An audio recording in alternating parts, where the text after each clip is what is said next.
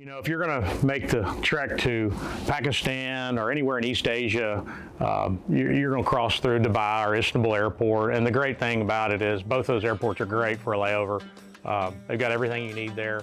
So, you know, you can catch your wind and get some food and make the next leg. And that's what we did. I always like to stop in these airports and grab some gifts for my outfitters, especially in these parts of the world where they can't buy some of the things that we have the opportunity. So I always bring some gifts and treats. So we did that and made it through the layover, and then we flew into Islamabad and met up with Danish, who is the outfitter and owner of Insta Safaris.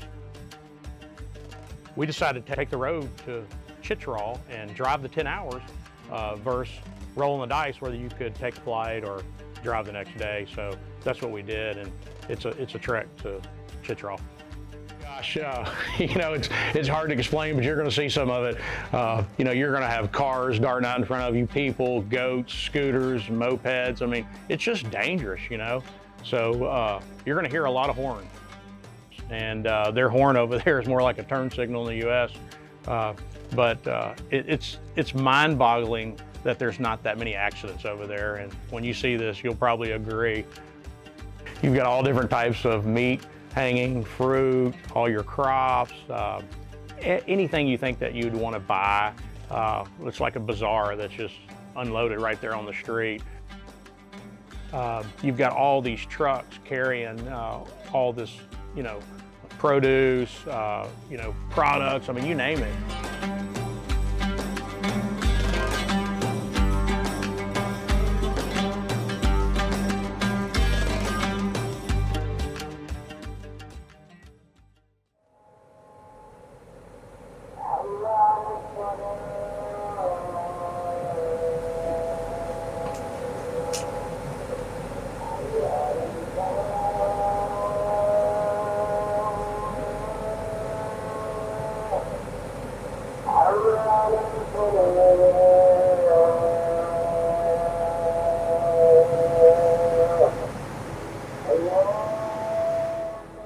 Reporting live, Harlan Hunts from Chitral, Pakistan. You can see these mountains behind me. It is the Hindu Kush. It's a little bit different than the Pamirs, a little bit different than the Himalayas. It's a little bit different than the Karakoram. But I can tell you what, nothing comes easy in these mountains. It's not going to be easy looking for a Kashmir Markhor up here. But I can tell you one thing, the team that I've got and that we've got assembled, I've got all the faith in the world in those guys. They've already called us this morning. They've been watching this Kashmir Markhor that we want to hunt for a couple of weeks now, and they spotted him. It's going to be a little bit of a hurry. We're going to try to get up the mountain as quick as possible and get our eyes on him and make sure it's the one that I want to hunt. And if it is, it could be a quick one. And that's what I'm hoping for. You know, these Kashmir Markhors are the monarch of the mountain. Just like on any hunt, you want to go sight in your rifle, and gosh, man, I almost said, hey, you know what, our rifle will be all right, don't worry about it. But we did go sight in the rifle, and thank gosh, because it was shooting a little bit to the right. And we fixed that. For fairies, when we come for the hunt, so the fairies get happy and they make the hunt easy. Goats are fairies, not the human goats, domestic goats. These are fairy goats. Ah. Yes. The right side of that and right side of that and big gully and big tree. Yeah. There's a big tree. Look. We're sitting here looking at a few Markhor and analyzing the Markhor that we're looking at, and here comes some people, and guess what? Like I said earlier, that tribe is from a nearby village, and they already knew that I was there to hunt a Markhor. And so they were trying to influence me to come over to their area versus the area that we were looking at. And so, you know, we entertained it and went and looked at it.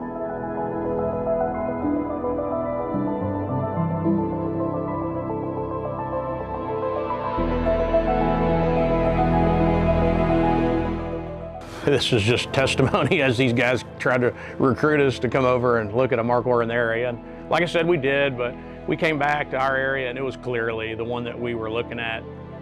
previously was the bigger Markhor and bigger trophy. So we spent a lot more time analyzing the Markhor that we thought we wanted to shoot.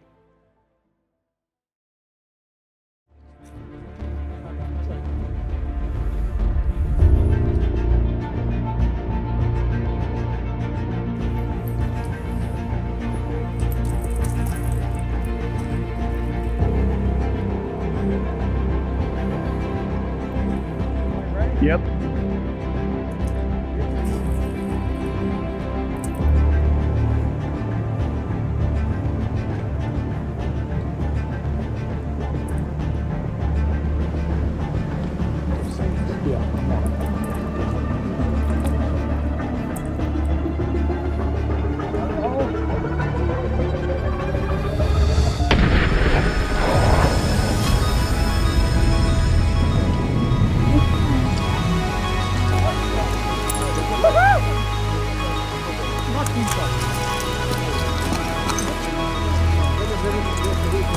Wait.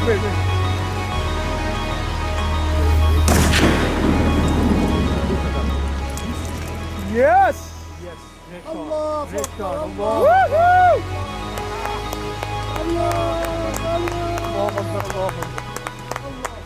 When you've got a male chasing a female coming down a mountain, chances are it's going to happen very fast. And you know what? It did. And it was a blessing we were ready. I mean, this Markhor came down to an area that it was perfect, a perfect setup in all aspects. And so we got her done quicker than I ever imagined. And the Markhor laid down close. You know, it's not like some of my previous hunts where they're falling off a cliff and you're worried about breaking horns.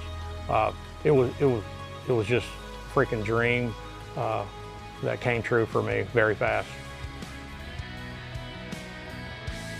What a big deal, what a big impact it makes when a hunter obtains a tag through auction at a very high price, because 80% of those funds go to that village. And so these villages are fairly poor and they're farming basically to live. And so if you're gonna take, you know, $100,000 to $200,000 auction tag, and 80% of that, you know, $80,000 to $160,000 go to that village for medical care, medical clinics, schools, or whatever they need.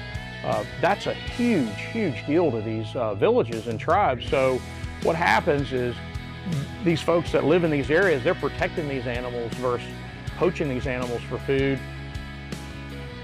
People that have worked tirelessly throughout the year, scouting, keeping their eyes on it, guarding it from poachers, heck, they're more happier than I am, you know?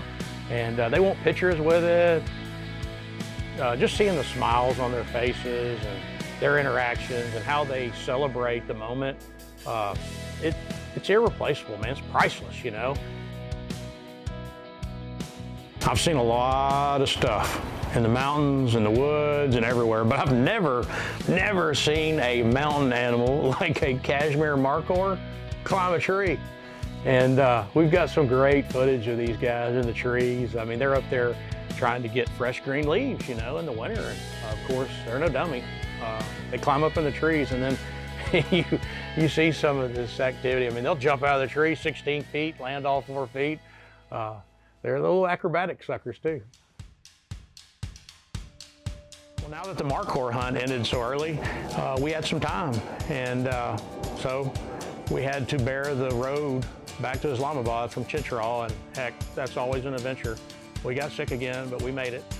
And we overnighted in Islamabad and caught a plane the next morning to Karachi. And so we made it to Karachi, and going down to Karachi, you're leaving, you know, the big mountainous regions in Pakistan, and you're going south, which you've got desert terrain in the southwest and south, mainly in the Sindh province. And then as you get to the eastern part of Pakistan towards India, it becomes a very fertile farming area. And you've got a lot of wildlife down there in that valley and farming region. So we get to Camp Marks, and I mean, right when we're driving in, you're seeing these cool prehistoric bats, like hundreds of them in the trees there.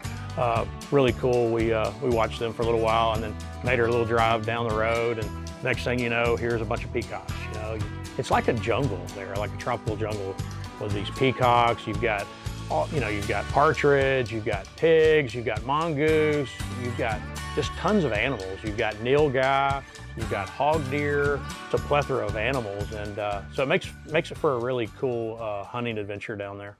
We're gonna go see if we can't find us a nilgai. See if there's a feral water buffalo out there.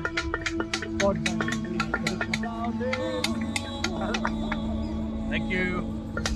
And you know, we're gonna see a lot of boar. We're gonna see hog deer, axis deer, perhaps.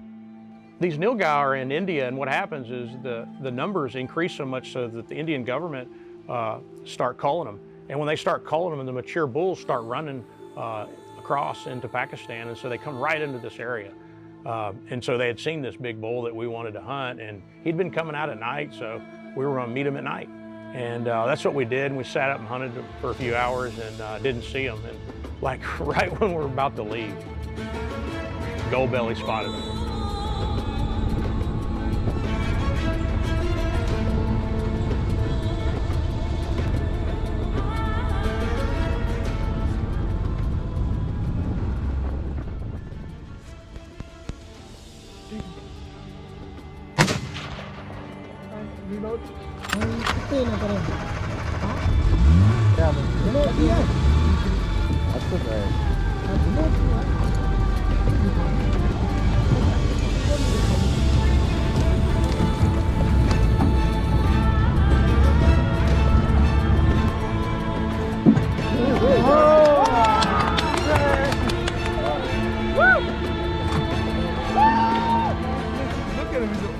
Man. Yeah, he is.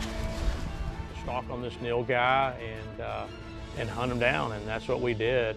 It was a remarkable little hunt there in the evening, but we got her done. Got it. Harlan strikes again. When you're in a camp where you can hunt an animal and they can prepare it for you to eat, like the next day, fresh, you know, that's like priceless to me. And so we had a traditional Karachi dish, or Pakistani dish of the nilgai, and we ate nilgai steaks, and we also had them prepare a bolognese with the nilgai. So we got to eat a lot of nilgai, and nilgai is one of my favorite meats.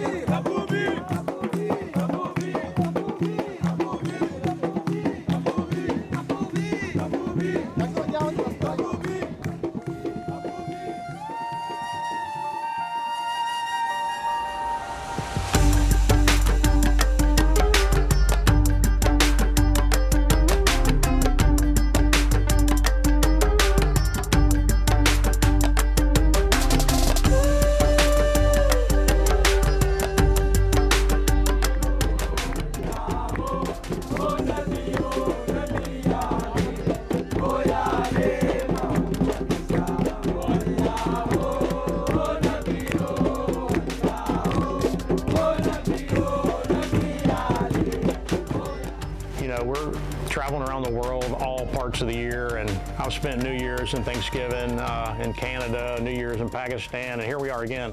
It's New Year's in Pakistan, so we want to celebrate, you know. We had some time. We want to go hang out with some of the indigenous villagers and celebrate New Year's. Singing, dancing. We had a ball celebrating New Year's with these villagers.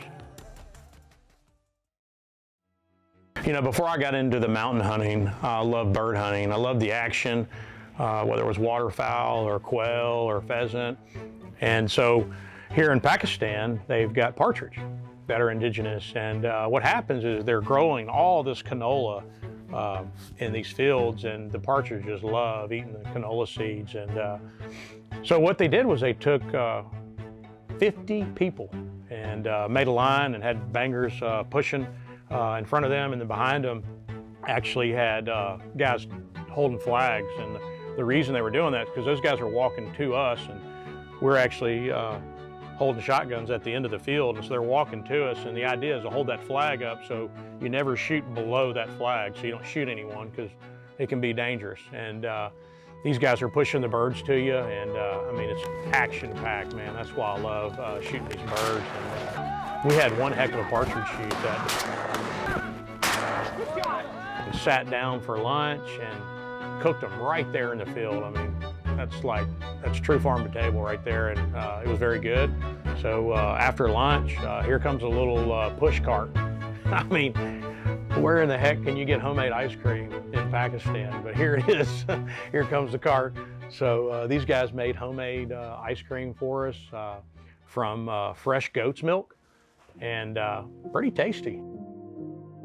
Gosh, this is my 4th trip here, Donish. I would have never come to Pakistan, would have never have fallen in love with a country like Pakistan if it wasn't for you. The adventures are, I can't even count them on my toes and fingers. Really appreciate you, appreciate Mir and Camp Mort's, and all the help, man, all your help, you know. Gosh, we had 50 guys out there pushing birds, so another experience over the top, man. My pleasure, sir. Thank you, Inda Safaris. Thank you, Donish. My pleasure. Appreciate Thanks you, buddy. to you. Thank Yes, you. sir. You know, I've always been a proponent of Pakistan since my first trip. You know, every time I'm there, I'm welcomed with open arms by the people, and they're very hospitable. They're very nice, loving people. Never had a bad encounter with any of them. And as far as the country, gosh, man, it's beautiful. I mean, just lush with natural resources. Had great meals, breakfast, lunch, and dinner. You can tell that they take a lot of pride in their food, the way that they create their dishes. You know, I just want to say thank you to Inda Safaris, Pierre Donish Ali, and your partner, Mir Talper. I've been to your country 4 times and planning to go back here very soon. And I just want to tell you guys, you've always treated me like a VIP. You and everyone else in Pakistan have always welcomed me with open arms. And so, you know what? Again, guys, you do a phenomenal job. I would highly recommend you to anybody looking to hunt Pakistan, and thank you for everything you've done for me.